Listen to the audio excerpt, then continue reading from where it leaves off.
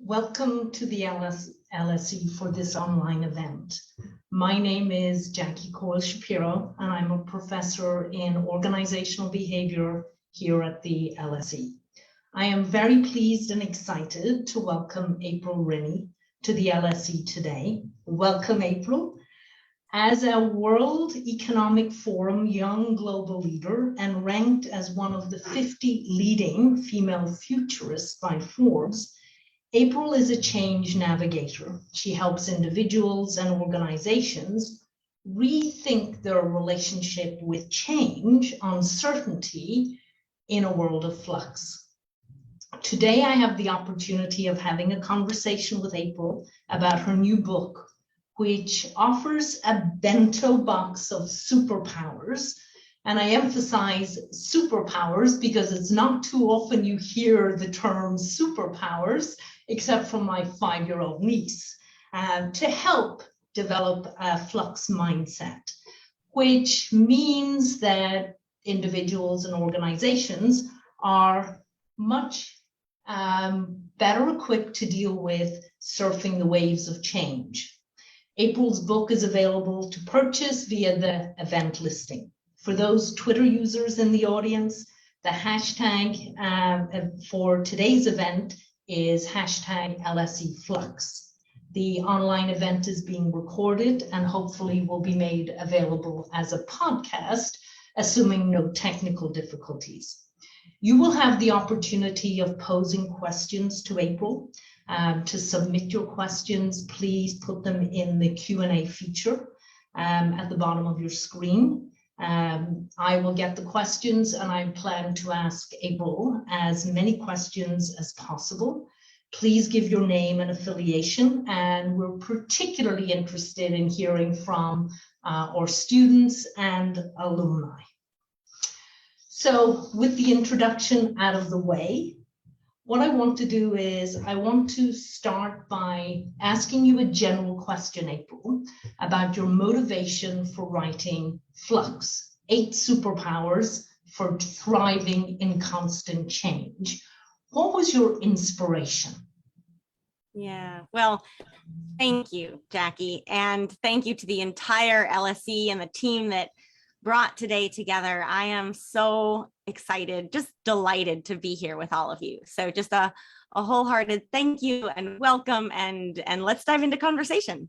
So it is interesting. I have to admit, a lot of people have been saying, oh, you wrote a book about 2020. You wrote a book about the pandemic, today's world in flux. And I always have to stop and say, no, I didn't. I mean, the last year and a half has been incredible acceleration and validation of my ideas, but this is not a book about any one kind of change or any one year. And I like to say that I've been actively writing it. It took 3 solid years to write it, but it's more like 3 decades in the making in terms of what inspired me. And ultimately it was this process of connecting a bunch of different dots and layering a bunch of different things that I was seeing and researching and experiencing and learning, et cetera, and getting to this point where I looked at this and I said, I have a fresh perspective on what's going on, but also as I look to the future, I'm concerned about the fact that there is more, not less, flux and change and uncertainty. So if I go back just in my history briefly, in terms of why I wrote this book, I like to say that I basically bring 3 different lenses to change and our relationship, humans' relationships to change and uncertainty. And the first is that of a futurist. So for the past several years, I've been known as a futurist, where I'm helping companies largely understand what's on the horizon and how do they fit in. And that's both individuals as well as organizations.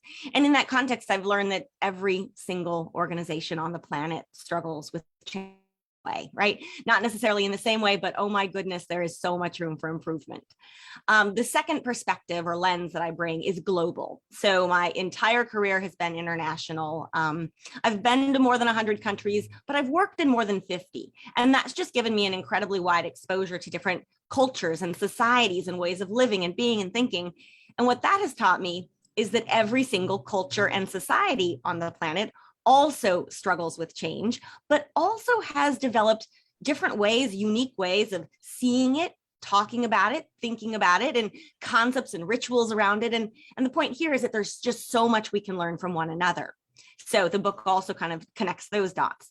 And last but not least, I like to say my third lens, which goes back farthest in my history, is just my very human and lived experience with change and uncertainty. And I like to say that my baptism or my entry into Flux happened more than 25 years ago when I was in college. So there's great resonance with people who are in their studies. But when I was 20, both of my parents died in a car accident while I was at university. And that was the biggest flux you can imagine. In an instant, every aspect of my life and my future changed. And I had to figure out, like, how do I rebuild my family? And what do I do about my grief and anxiety? And what about my career? And all of this, what do you do when you don't know what to do?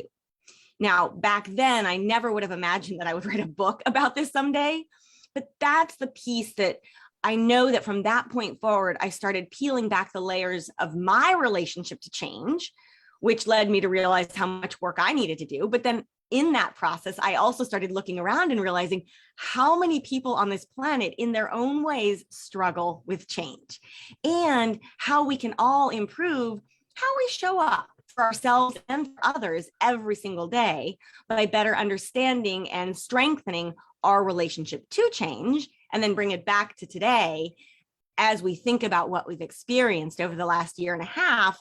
I think of it both as a wake-up call, for sure. We realize how hard change can be, particularly the change we can't control, right? The change that blindsides you, the change that goes against your expectations and it disrupts your plans. But actually, it's not just a wake-up, it's also a warm-up, because I firmly believe that moving forward, there is more of this kind of change and uncertainty, not necessarily a pandemic. I mean, we do know that be another one at some point. The hope is it's not for a while and it's not particularly bad, but there's a lot of other kinds of change. So I would encourage everyone tuning in today, think about change in your personal life, in your professional life, societally, all of these different kinds of flux that we haven't fully wrapped our arms around. There's more, not less of that ahead. And so given that, it requires us, but it also invites us to reshape and rethink how we relate to change, again, every single day, every kind of change, which is really hard for a lot of people to do. But there's actually a hugely, the message of the book is very uplifting, because it's almost as though we've been given the greatest opportunity of our lives right now to upgrade how we think about and ultimately relate to change. Thanks, April. So I'm going to, I've had the opportunity of reading your book. So I'm going to take the opportunity of delving into a couple of chapters. But before I do that, it might be worthwhile to ask you to talk about what is flux and what is the flux mindset? Yeah. Great starting question. And it kind of sets a foundation for the rest of our conversation, as well as, again, I'm excited to hear the questions from the audience as well. So don't be shy. So the word flux, I love to start here. It is both a noun and a verb. So as a noun, which is how most people know it, it means continuous change, right? But flux is also a verb, and to flux means to learn how to become fluid. And I love that, because the world is in flux and we all need to learn how to flux. And so part of this, and really what the book is about, is how do we think about and relate to change, and where do our relationships to change come from, right? And there's another concept in this, which I call our scripts. And our scripts are one thing I've learned in 25 plus years of researching, and again, peeling back the layers of this onion, is that our relationship to change, and here I mean, what kinds of changes do you love? What do you hate? What do you struggle with? What excites you? What triggers you? All of that. Our relationships to change begin young, right? And they're part of what I call our scripts, which is these are the narratives and norms and stories that we tell and we absorb and we learn about the world that we live in and our place in it. And it includes our stories about change. So I would encourage everybody, just pause for a moment and think about it. Growing up, were you taught to fear change or to embrace it? Were you taught that uncertainty is dangerous or that it's an adventure for your curiosity? Were you told that you make plans and then they don't work out? Was that just the way life goes sometimes? Or were you a failure? Right?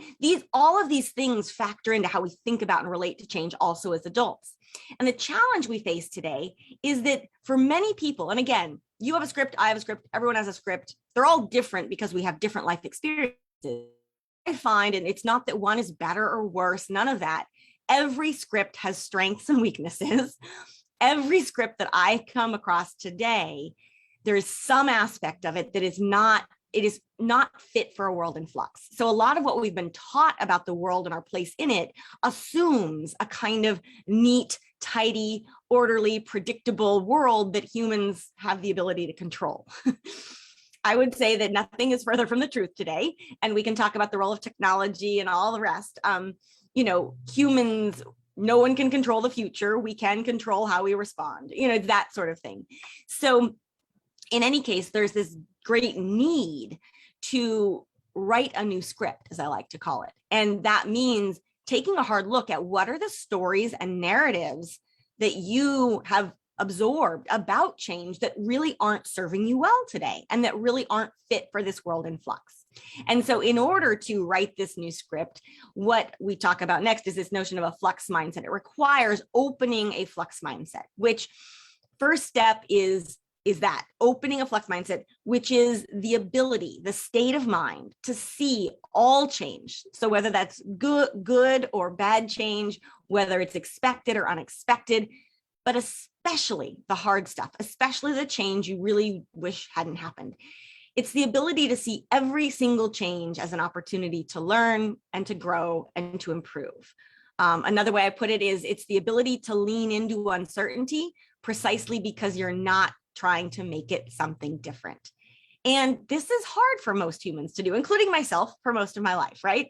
But that's what flux is. That's what the flux mindset is. And then when you have a flux mindset open, you're able to use that to harness and develop the 8 flux superpowers.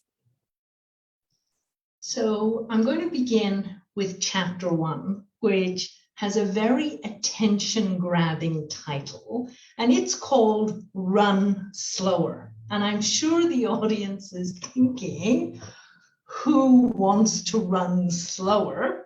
But in this chapter, you talk about how, society and we as individuals are always on. We're running a race as fast as we can through our own expectations of always doing and getting things done. And so the analogy is we're on a treadmill that's gathering pace, and you make the case in the chapter that we need to slow down. We need to slow down, to be present, to pause, to think, and to act as late as possible. So I like the emphasis on the thoughtful action versus the quick action, assuming you're not running out of your house that's on fire. But this chapter makes the case that in order to have authentic relationships, conversations, if we're to be creative, running fast is not the way to do this. Yet, we're all here trying to get to the top of our profession, trying to cross things off our to-do list. And you say, if we want to flourish, we need to slow down. So, April, make your case to us for taking the left turn and going against the grain and starting to run slower. Yes. Thank you, Jackie. Let's just go for it. And this is a good point to note that each of the 8 flux superpowers is counterintuitive in some way. And some would even say contrarian. I'm going sometimes against the grain of what society tells us. I'm going against what might be in your script, but here's the hook. Each of these 8 Flux superpowers is far more fit for a world and a future in flux.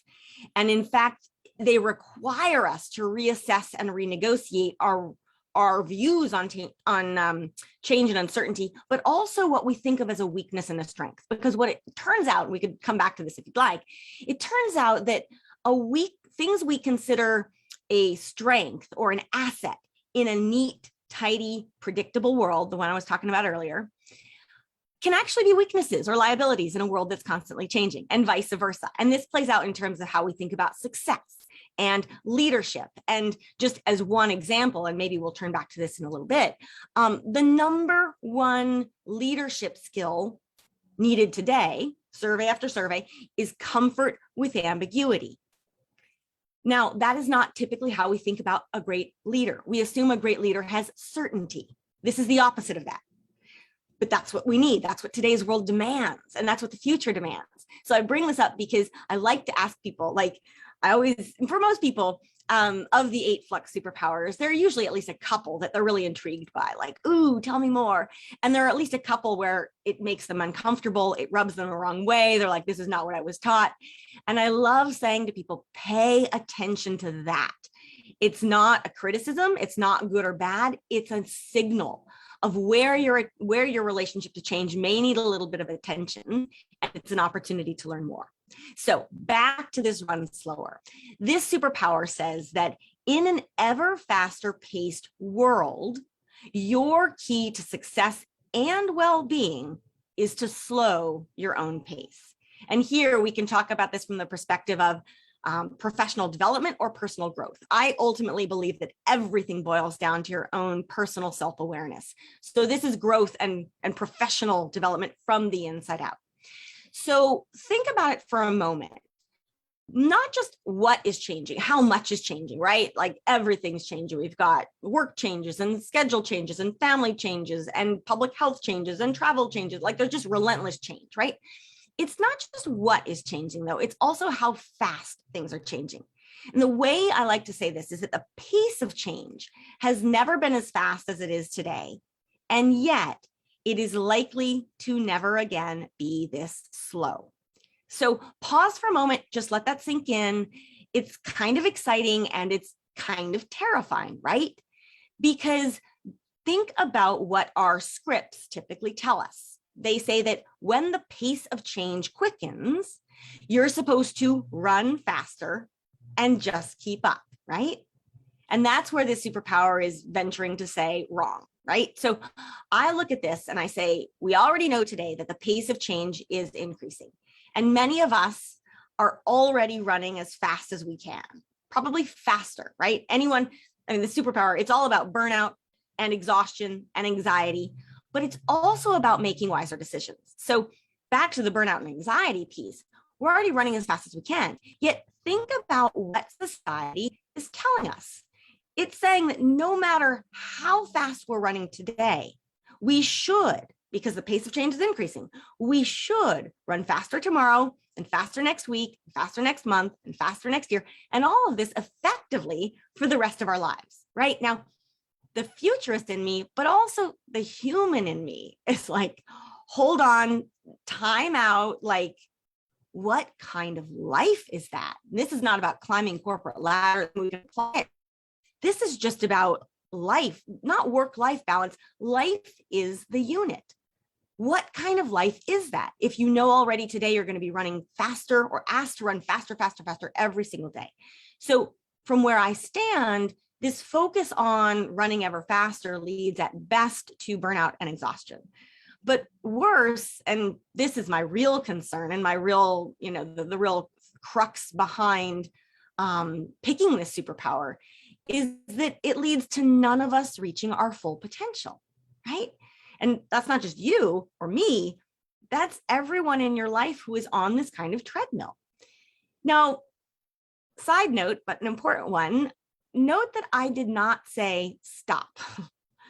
I did not say do nothing. I did not say be lazy.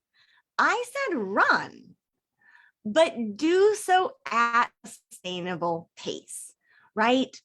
And just one final piece I'll mention here, and you brought this up, but to make my full case, it's not just burnout and anxiety, although that is the epidemic of so much of what we're living within today. And I think especially amongst young people, although caveat, I tell 20 somethings run slower and it's like, what are you talking about? This is the fastest I can run in my life. So there is an element that you will learn with time and age and experience.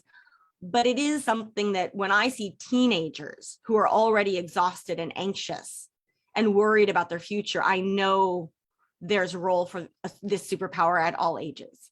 But back to this whole notion, it's not just burnout and anxiety. Think about this from the perspective of leadership, creativity, innovation, inclusion, lots of big picture issues. I would ask everyone tuning in, think for a moment, when do you have new ideas, like really new ideas? When do you notice new things? When do you make your best decisions? When do you feel most alive, right? I would argue that for all of these kinds of questions, your answer is not when you're running fast, right? Now, when we run faster, we're on this treadmill, we're consuming massive amounts of information, we're just trying to get through the day. What we do is we actually fail to see what really matters. And at an extreme, when we're running ever faster, we actually genuinely run the risk of running straight past life itself. So that is how I will make my case. And I would love to debate or hear what, the audience thinks and so forth. But the running ever faster, also, I should just put a finer point on this. There are times in life where running fast and sprinting as fast as you can, even if it's exhausting, is absolutely not just okay, it should be celebrated. And I like to use the example of developing vaccines, right? Run as fast as you can for as long as you can to develop a vaccine for global public health.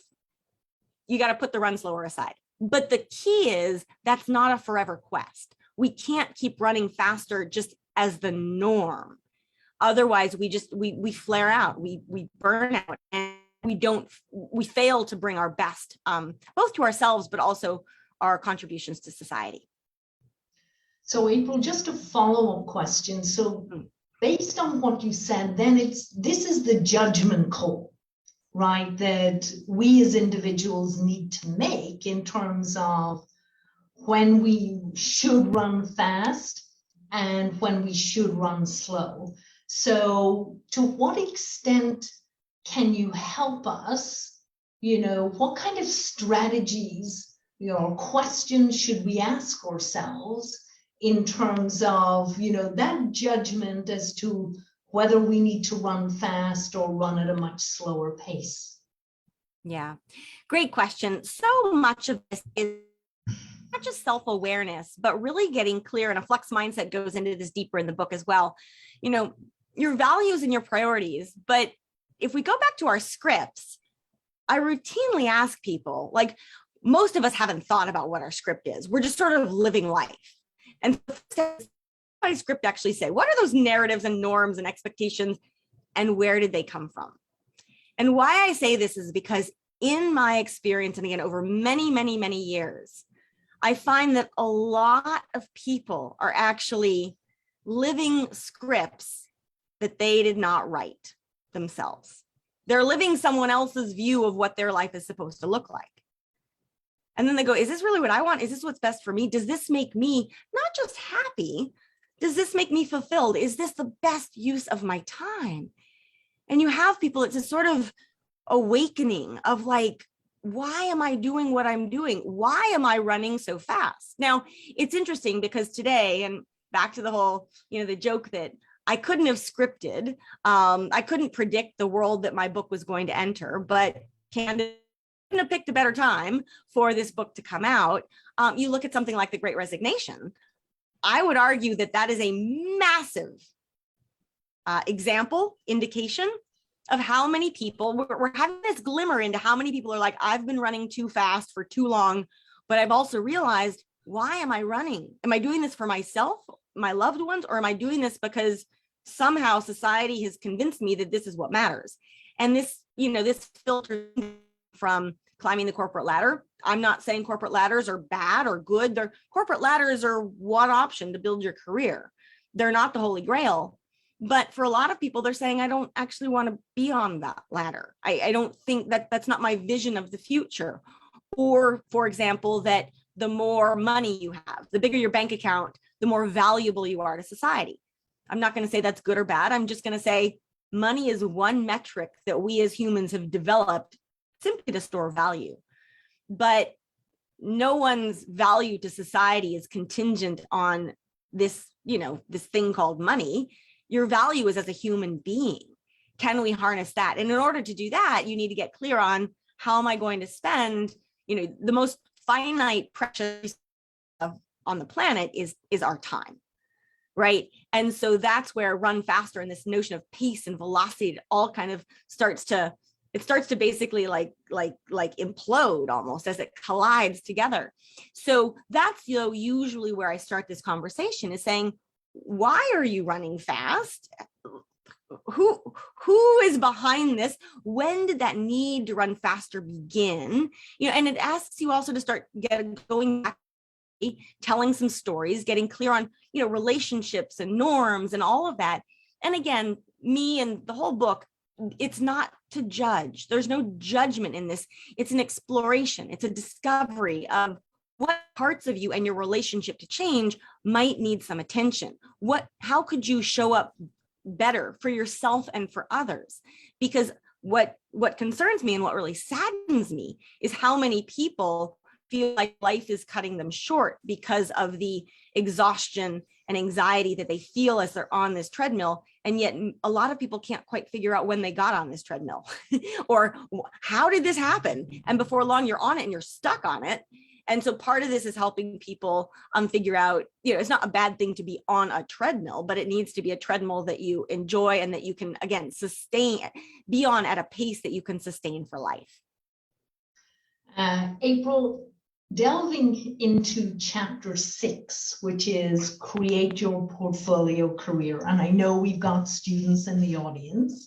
And so this one is particularly relevant as they're thinking about their career. That said, for those in the audience that have careers, this is also quite fascinating, because if we think about careers as individual journeys with twists and turns and scenic stops, you actually mention in your book that you got a lot of flack for your unconventional resume, and you kind of discuss how we need to reorient ourselves away from thinking of careers as a linear process to thinking about them as a portfolio. So I have 2 questions for you. 1, how to build a portfolio career, but 2, and maybe as important, what are the key messages for leaders in organizations?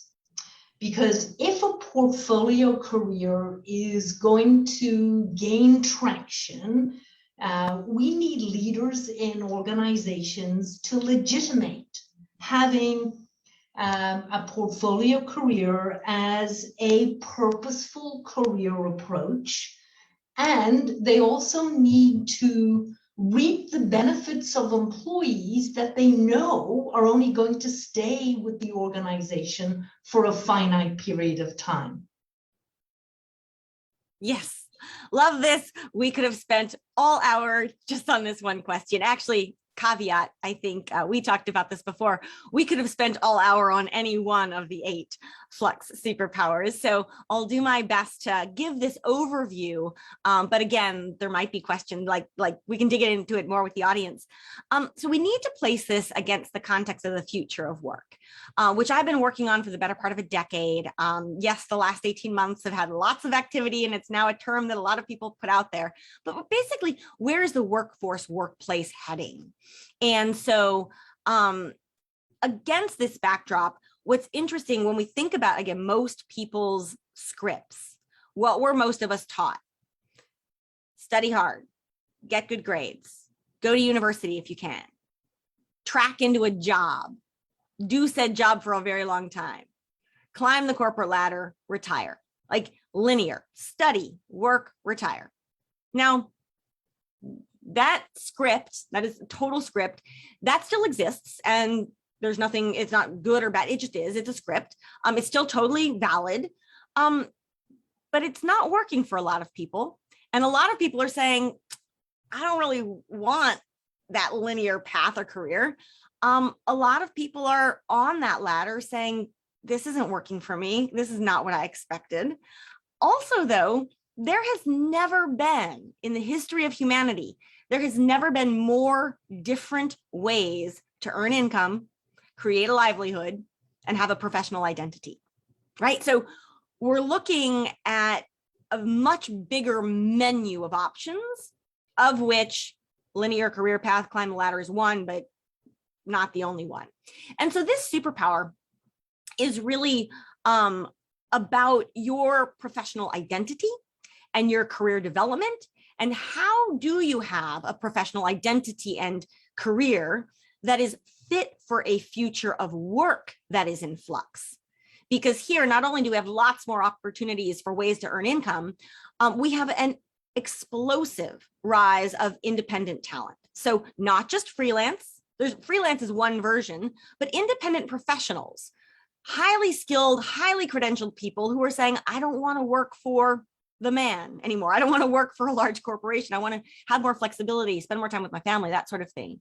We have obviously remote work, which used to be a novelty, and now it's like accepted. So that's great. We have automation, which is going to disrupt massive amounts. Now, eliminate a non-trivial number of jobs, but transform and change all jobs in some way in terms of how we use automation, artificial intelligence, and so forth. So you begin in a career today, there is very little guarantee, I would say zero guarantee, very little chance that you're going to do said job for X number of years, that your sector is even going to exist in 10 years, that you're, so how do you prepare for that? So that brings us to this portfolio career. And the superpower basically says that to thrive in a future of work in flux, you need to see and view and create your career less as a singular path to pursue, so the study, work, retire, and more as a portfolio to curate, as an artist or investor would. And so here, think about a portfolio. For some people, they like the idea of an artist. What does an artist have in their portfolio? Their best works of art, the things they're best at doing. What does an investor have in their portfolio? A diversified portfolio of investments designed to mitigate risk. So I bring this up because depending on what you like to do, some concept of this portfolio is going to resonate with you.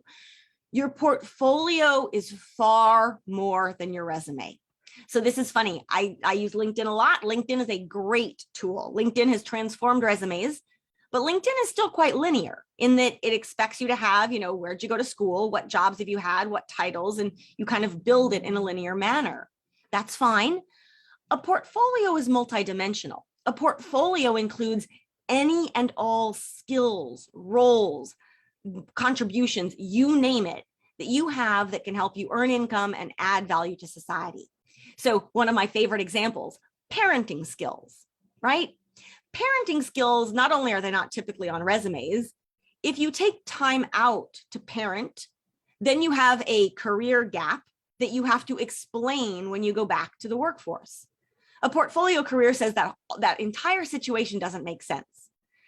Parenting skills, if you tell me that you are a parent of one child or 5 children, whatever, you have superpowers, you have skills around time management, around handling difficult personalities, around project management, right? Parenting skills are enormously valuable in the workplace, and yet they're nowhere to be found in a career path. They're actually stigmatized sometimes.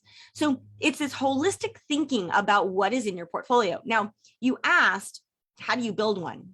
What I love to remind people, and so in the chapter, in the book, like there's a 5-step process that goes beyond what we have time for today. What I want to tell people most importantly is that every person already has a portfolio. You may just not know it. So your portfolio includes, again, all of the skills, capabilities, roles, whether or not you had a title, whether or not you were paid for it, all the things you care about, even if people say they're a little bit goofy or not related to a job, like all of it is part of your portfolio. And then what your goal is to do is to connect those dots and develop what I call a portfolio narrative. Why having all of these different skills and abilities, even if they come from different sectors, makes you actually a better qualified candidate for a job. In fairness, their jobs are still, still part of the workforce, of course, but also it helps you very much create your own venture, tackle opportunities you might not have thought you were qualified for, see your professional development much more holistically, and be much more not just expectant, but excited about the amount of change that is likely going to happen during your career. Now, your second question about organizations, I mean, there's a clear kind of individual push here, which is, do you want to take responsibility? I should also mention, there's a piece here around the individual piece, not only that you already have a portfolio, but also, and I hesitate here because it's going to sound really blunt, but I have to remind people that if you have a job that someone else gave you, even if you love your job, even if you're really good at it, even if you'd love to do it for the rest of your life, if someone else gave you that job, there is always the risk that that job can be taken away beyond the control of any one person, right? And that's making a lot of people anxious. And so what I like to say is that not only does everyone have a portfolio, you just need to get clear on what yours is and start curating it. Your portfolio, no one can ever take it from you. It is yours. You are responsible for it, but there's nothing that can separate you from your portfolio. Now, that means you're going to need to adapt and it's going to grow and evolve, but that's what it's designed to do for you as a unique individual. So on the organizational side, I actually get people often asking me, they learn about a portfolio career and then they're like, wait, are you telling me to quit my job? And I'm like, no, that's not it at all. And HR, I do a lot of work with HR departments and HR organizations and associations. Here's the counterintuitive bit as well. If you want to attract and engage top talent over time, you want to help all talent, and I use that term specifically, that includes employees, that includes independent professionals. You want to help all talent create and curate their portfolios too. Now, HR will say, wait, it sounds like I'm gonna nurture them and then they're gonna leave. I'm like, not quite. Think about, and again, put this in the context of the Great Resignation. There's a big difference between why is someone leaving their job? Why are they moving or shifting organizations? All organizations will attract talent and lose talent over time. It's just any organism, that's what happens. The question you have to ask is why? Is someone leaving your organization because they have learned that their true north and their true passion is to go do this other thing that it will be maximizing their potential and their contribution to society? That's what they have to go do. If that's why they're leaving your organization, you should be thrilled. There's no better compliment. There's no better reason to lose somebody. Are they leaving your organization because they're fed up? They've had it. They're exhausted. You're not going to get that talent ever back. That's a very different kind of reason for why someone's leaving. So you go back to this and you say, yeah, you're going to lose some talent. Make sure you're losing them for the right reasons. And here's the hook. If you help them create their portfolios, which also sees your talent as whole human beings, not just as cogs and wheels or, a dot on an organizational chart. When you see them as whole human beings, they're much more likely to stay. So the portfolio career is actually a key essential component of HR strategy and HR design moving forward. So I know I've just said quite a lot, but there's a lot to dig into here, both individually and organizationally. We're getting some questions from the audience, and I want to kind of interrupt things and ask the questions. The first one is from Dali Borka. And basically, they're asking, shouldn't business leaders be more flexible to integrating portfolio candidates? Absolutely, yes. So I love that you bring up this question, because you're calling out a tension that we currently face, which is individuals and employers, organizations alike. I think there is broad agreement that the way we have structured work for the last several decades, at least, isn't working, right? Like, employers will admit this. They'll say, yeah, there's a lot we need to be doing right. And workers obviously are saying there's a lot that needs to change, hence they're leaving. Organizations, HR departments across the board recognize the benefits and the advantages of diverse talent. And that means diversity on all metrics, including the life experiences, the sectors you've worked in. They are hungry to hire, to retain, to attract that kind of diversity. And yet, I hear it time and again, you go through the interview process, the whole thing says, we want to hire diverse talent. But again, they say applications from all over are welcome. And then it gets the hiring process, and they hire the person with 20 years experience in that one particular vertical, so siloed, so linear, so not what they pitched. Obviously, there's a reputational risk there because they're saying one thing and doing another. But if you talk to the HR departments and leads, they say, we need to redesign our system. We got the outcome we didn't actually want, but we're stuck in this straitjacket. So a couple things that come up here. One is the incredible opportunity for HR design that is, I would say we're in very early stages for organizations to be redesigning. And that's not just hiring processes, that's performance reviews, that's a lot of different stuff, even job descriptions, right?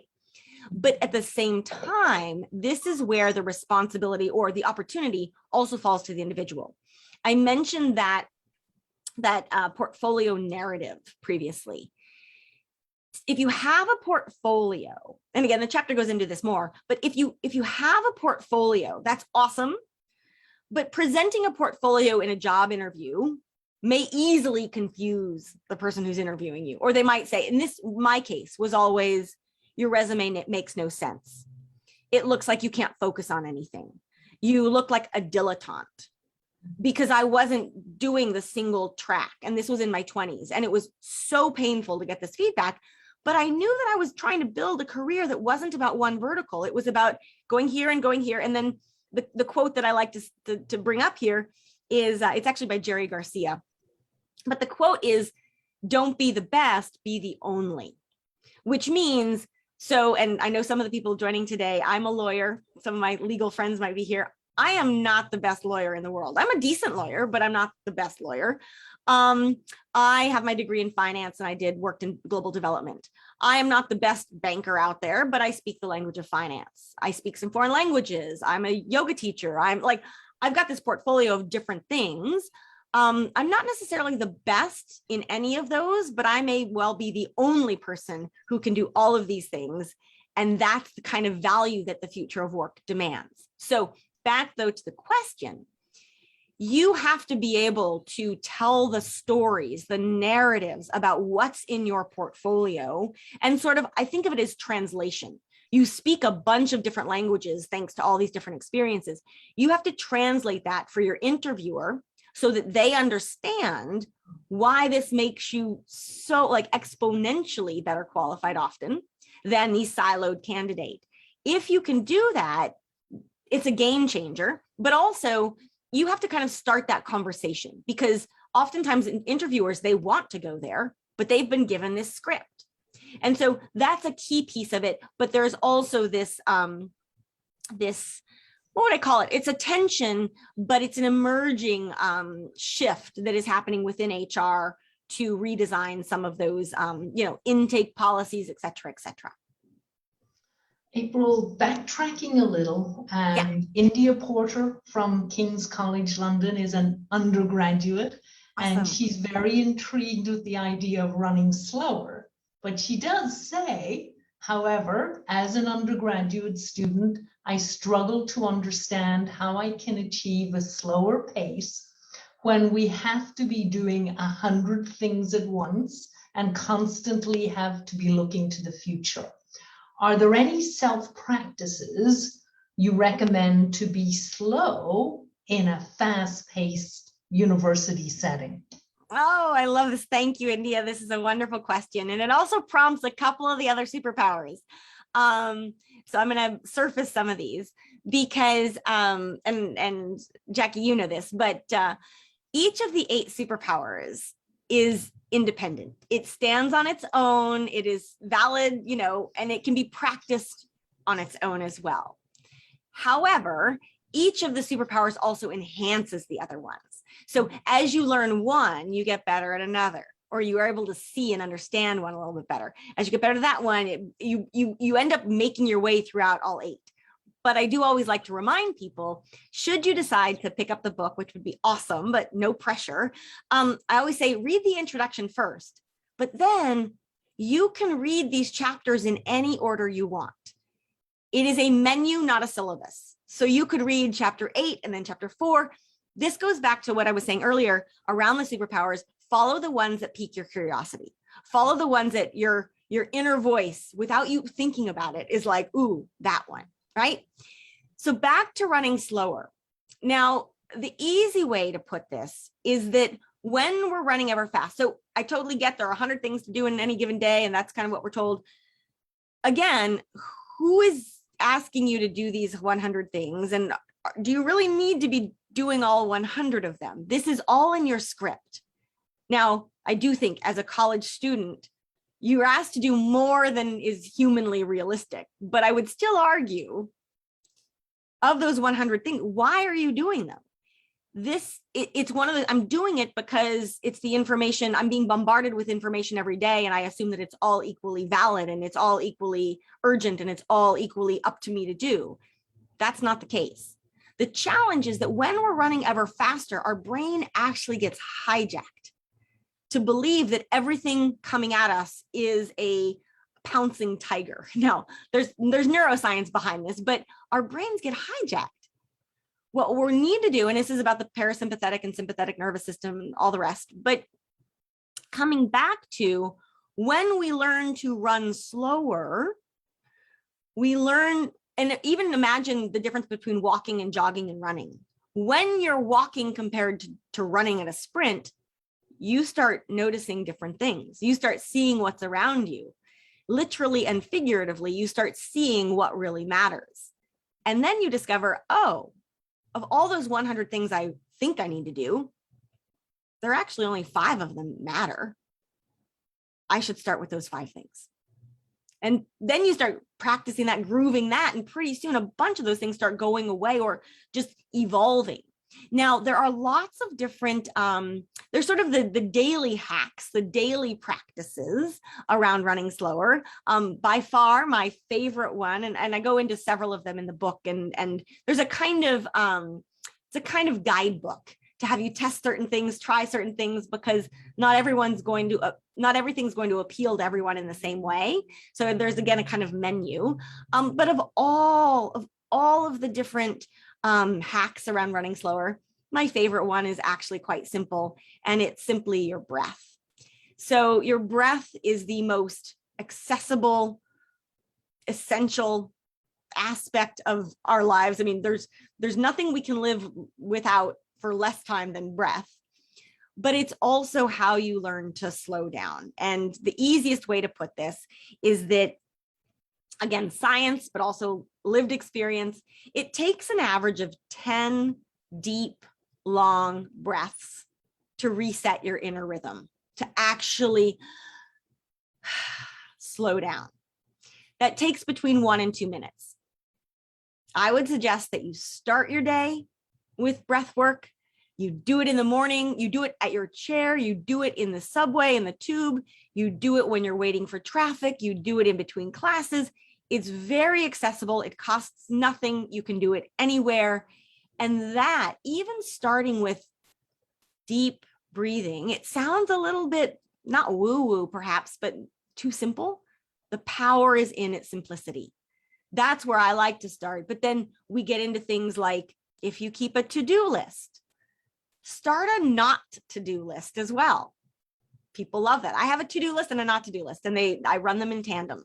Having a not to-do list, super helpful at actually slowing down and removing a bunch of stuff from my to-do list. But again, this goes back to our scripts and why do I think I need to be doing something?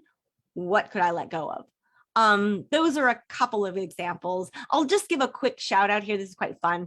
Back to what I was saying about the different cultures around the world. They really start to kick in here because not every country, not every place on the planet is quite so obsessed with running faster. The UK, pretty good. The US, off the charts. But in some countries, one of my favorite examples in this regard is in the Netherlands. So in the Netherlands, they have this concept called Niksen, Niksen. Niksen literally means do nothing. It is a culturally accepted and celebrated concept that acknowledges the importance of slowing down. The point is not to do nothing in like a giving up way, but it's an acknowledgement of the kind of growth that can come only with rest. And so interestingly, the Dutch are one of the most productive societies on the planet. And for them, Niksen, slowing down, doing nothing, is essential actually to their overall productivity. And that plays out again and again that we can go faster. If your goal is to go faster, we can actually go faster by slowing down. And it's counterintuitive, but it makes a lot of sense when you really dig in. April, I have another question from Jack, who's on the LSE staff. How does one rewrite the script they have written about themselves if it has become hardwired? Oh, I would say that it has become hardwired. Like that's what we all get to do. So great question, Jack. And that is the ultimate goal of the book, to help you rewrite your script. Now, it certainly doesn't happen overnight. It doesn't happen immediately. And I would argue that insofar, so the Flux superpowers, it's been quite interesting where people say, oh, you wrote a book about Flux and these Flux superpowers, you must have mastered them all, right? You must have figured this all out. And I'm sitting here going like, no, I'm exhibit A for all of these things. Now, yes, I have learned to strengthen and improve each of these superpowers in the course of identifying them and digging into them. But this is 25 years plus that I've been at this now. And I'll be the first to tell you that improving your relationship to change is a lifelong quest. But it's also something you can practice and improve daily. So my superpowers are better than they were, that's for sure. But I still have lots of ways that I need to improve as well. And in that, this goes back to the script, I will be writing my script for the rest of my life. This is a lifelong journey because think about change. We know that more change is around the corner. Sometimes knowing that freaks us out. But just as change is going to continue to hit us and surprise us and delight us and bombard us and all the rest, so too, your script, think of it as an emerging living organism of sorts. But back to your question, a lot of our scripts have very much become hardwired. That's part of the biggest challenge. That's part of what drove me, what led me to write this book, is because the challenge, when our script is hardwired, but it's not fit for the world we live in, we're looking at one of a couple scenarios. One is at some point, change is going to hit you in a way that you break. Your script, you've known that it doesn't work for a while, but then all of a sudden your back's against the wall, something really big changes, and that's painful, that's traumatic. I'm trying to help avoid that kind of outcome, which means taking a hard look at your relationship to change when things are not necessarily good, but at every point in your life. And understanding, I mean, there's a lot, just because something is hardwired doesn't mean, it's funny, there are sort of laws of gravity. There's a few things in life that like you can predict with a certain amount of certainty, right? You can't try to fight gravity. It is what it is. You can't try to, make, a lot of it being in sort of science and engineering of 2 + 2 is going to equal 4. But when it comes to the human mind and mindset and malleability, we've hardwired some things, but humans are incredibly adaptable. Now, sometimes we're adaptable when we're forced to be, and that's typically the painful one. But we're also very adaptable when we opt in to getting to know ourselves better. And so unraveling some of the hard wiring comes naturally when you're able to do some of the self-awareness work. And I will say that that's the style in which I wrote the book is very much as a kind of a guidebook. And Jackie knows, there are questions and exercises and testing out. It's like trying on different clothes. Test out this, try that. How does it feel? How does it fit? And again, it's not good or bad. It's just getting to know yourself. And as you do that, some of the hard wiring naturally begins to unwind. And some of it simply becomes more present where you go, oh, wow, that's really what I need to work on. And then to some degree in the book, there are ways to do that.